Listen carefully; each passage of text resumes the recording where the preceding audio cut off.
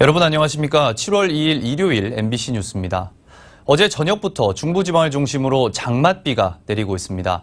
호우 예비특보도 내려져 비 피해 없도록 주의가 필요합니다. 손병산 기자입니다. 북상한 장마전선의 영향으로 밤사이 중부지방엔 곳에 따라 시간당 20mm 넘는 강한 비가 내렸습니다. 강원 평창 89.5mm, 횡성엔 79.5mm의 비가 왔고 서울도 송파 지역이 27.5mm의 강수량을 기록하고 있습니다. 현재 중부 대부분 지역과 경북 북부에 호우 예비특보가 내려진 가운데 모레까지 더 많은 비가 예상됩니다. 수도권과 강원 영서, 충북과 경북 북부는 100에서 200mm, 일부 지역엔 250mm 이상 폭우가 쏟아지겠고 그 외 대부분 지역도 50에서 100mm, 많은 곳은 150mm 이상 큰 비가 내릴 전망입니다. 시간당 30mm 이상 강한 비가 집중되는 곳도 있을 것으로 보여 산사태와 침수 피해도 우려됩니다. 기상청은 장마전선이 한 주 동안 중부와 남부를 오르내리며 전국에 많은 비가 올 수 있다고 내다봤습니다. MBC 뉴스 손명선입니다. 문재인 대통령이 미국 방문 일정을 마치고 한국 시간으로 오늘 새벽 귀국길에 올랐습니다. 앞서 한미 정상회담에서는 북한 비핵화와 무역 불균형 문제 등을 논의했습니다. 이재민 기자입니다. 미국 방문 마지막 날 문재인 대통령은 특파원 간담회와 동포 오찬을 진행했습니다. 다시 전용기에 오른 문 대통령은 한국 시간으로 오늘 밤 서울에 도착할 예정입니다. 앞서 진행한 한미 정상회담에선 양국 정상이 북핵 문제의 단계적, 포괄적 접근의 뜻을 모았습니다.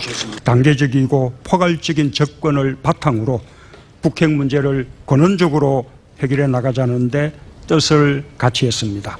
트럼프 대통령은 북한에 대한 전략적 인내가 끝났다고 말했습니다.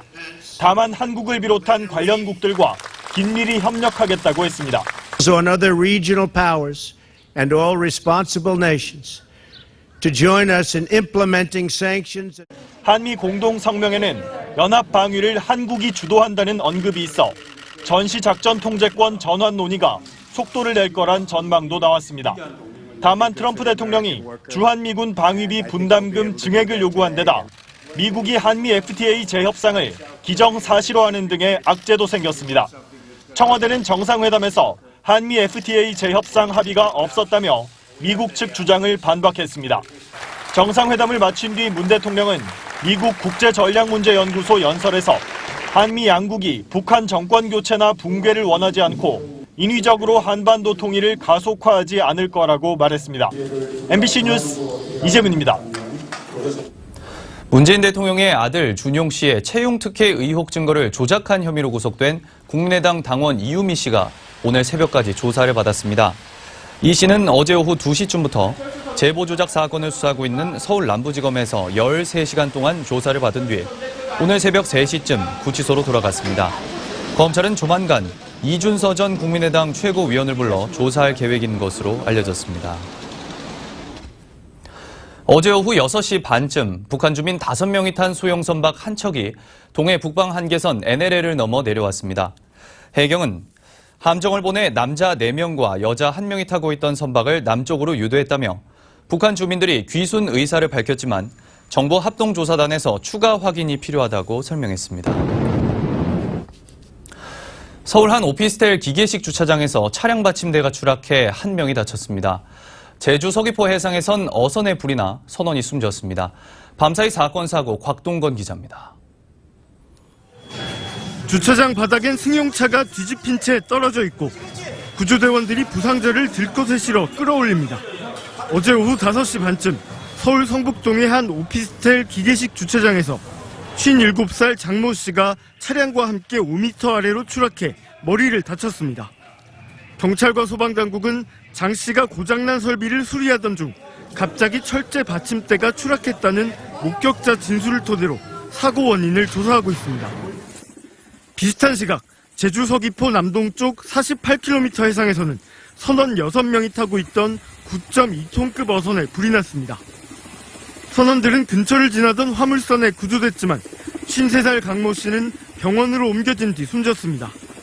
해경은 화재가 난 뒤에 배가 침몰했다는 선장의 말을 바탕으로 정확한 사고 경위를 조사하고 있습니다. 오늘 새벽 0시쯤엔 경기 화성시의 한 폐유 정제 공장에 불이 나 260제곱미터짜리 공장과 설비가 모두 타면서 소방서 추산 9천만 원의 재산 피해가 났습니다. 경찰과 소방당국은 공장 옆 천막에 켜놓은 전등 쪽에서 불이 시작된 것으로 보고 화재 원인을 조사하고 있습니다. MBC 뉴스 곽동건입니다. 홍콩의 주권 반환 20주년을 맞아 홍콩을 방문한 시진핑 중국 국가주석이 홍콩의 독립 움직임에 강하게 경고했습니다.